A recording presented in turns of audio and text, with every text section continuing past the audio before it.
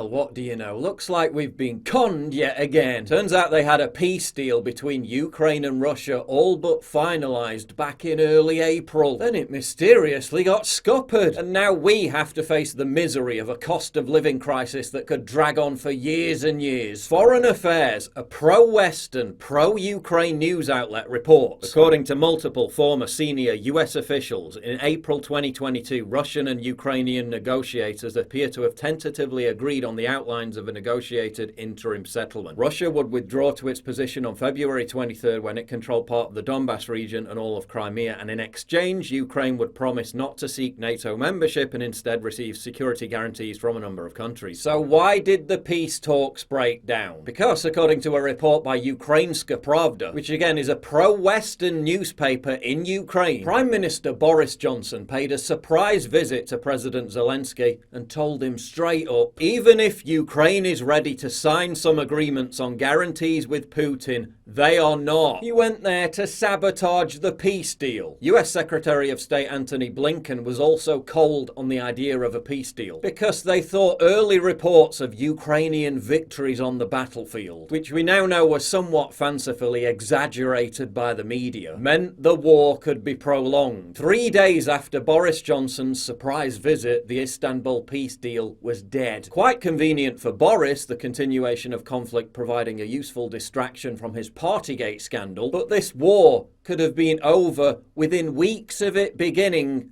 nearly 5 months ago. But it didn't happen because certain forces didn't want the war to end. It's a scam. All this misery we now face due to this war. People literally freezing to death because they're unable to afford the heating bill. 3/4 of British pubs facing permanent closure, ripping the heart out of communities. Half the country entering fuel poverty. A quality of life permanently deformed. Living standards crushed. Destitution, depression, suicide. All of that could have been avoided with this peace deal. But no, the regime wanted the war to go on. And how dense is the population letting all this happen right under their noses? I got this electricity bill today. How in the name of God is this possible? Oh gee, I wonder. It really is a mystery. Maybe if you'd actually questioned what your own governments were doing, instead of being more concerned with feeling smug about yourselves by flying your little flags, maybe your business wouldn't be going to the wall right now. The German foreign minister just came out and admitted she doesn't care what the German people think.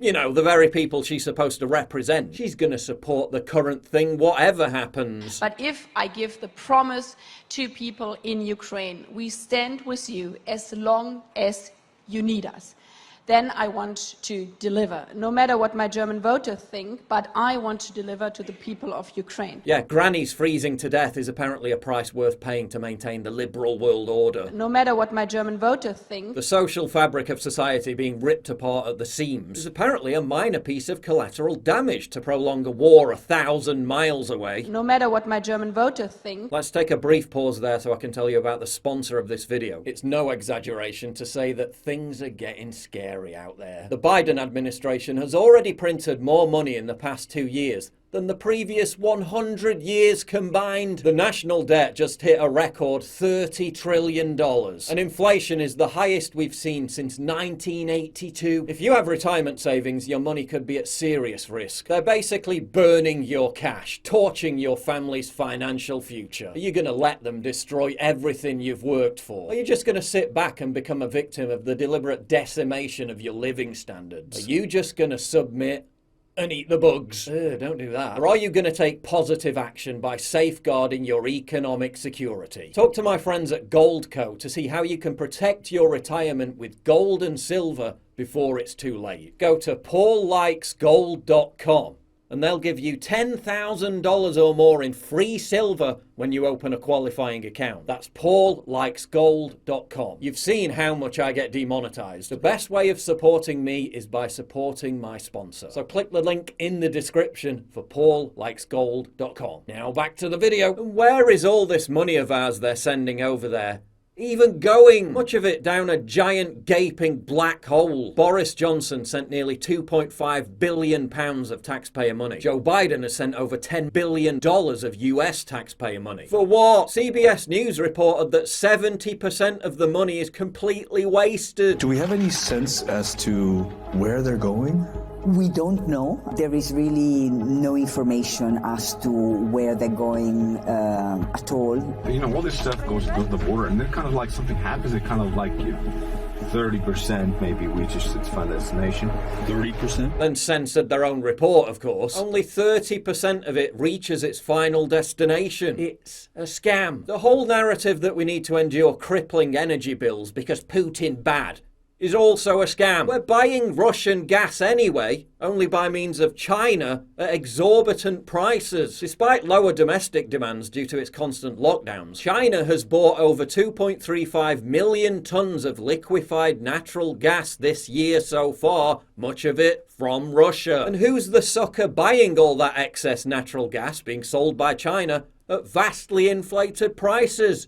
Europe. A Zero Hedge report citing the Financial Times, China has been quietly reselling that evil tainted Russian LNG to the one place that desperately needs it more than anything, Europe. And of course it's charging a kidney's worth of markups in the process. We're ending our dependence on Putin's hydrocarbons. Oh yeah, we're no longer dependent on Russian gas, we're just dependent on Chinese gas that's coming from Russia. Meanwhile, the Russian state-backed energy firm Gazprom just announced record profits. It's a scam. Boris Johnson's got the nerve to insist that Brits just blithely accept exorbitant energy bills to support the current thing. If we're paying in our energy bills for the evils of Vladimir Putin, the people of Ukraine are paying in their blood. After he sabotaged a peace deal that would have averted all this. We're paying higher energy bills and still using gas that originated in Russia. Is this really about Putin or Russia?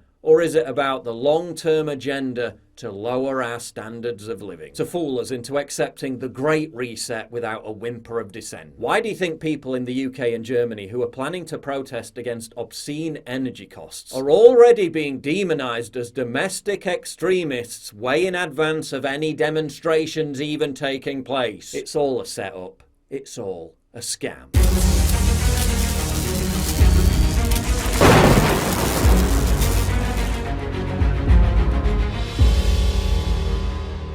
Get early access to videos, exclusive live streams, and personally DM me. You've seen how much I get demonetized all the time. Well, this is how you support me. By subscribing at pauljosephwatson.locals.com. Please click the link in the description.